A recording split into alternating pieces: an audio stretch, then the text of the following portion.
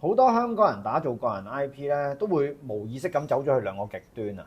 第一就係講嘢非常之專業，專業嘅另一個講法咧就係好悶啊，因為冇咩人會對你嘅行業知識有興趣噶嘛，咁咪好悶咯。第二就係講嘅內容非常之無聊，講下你每日見過啲咩人啊，做過乜嘢，去過邊度玩啊，食過咩飯啊，呢啲嘢同大部分唔認識你嘅人一啲關係都冇，就算你有好大曝光都好啦，都唔會成為一個 IP 嘅。專業知識冇錯係要分享嘅，但係唔好用專家嘅口吻去分享啊！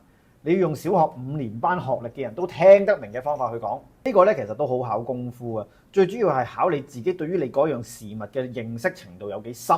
另外，生活日常係要分享嘅，但係要喺生活日常之中帶出你嘅個性啊、對事物嘅觀點啊、你嘅人生觀啊、價值觀啊等等。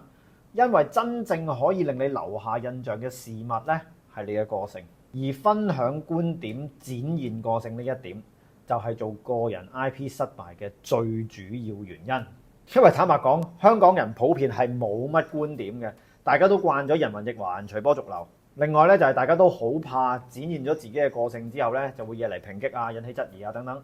如果你真係好怕分享觀點嘅話咧，咁你淨係用淺白嘅方式去分享專業，其實已經贏咗好多人㗎啦。不過如果你真係想成為 IP 咧，就要展現得更加有血有肉。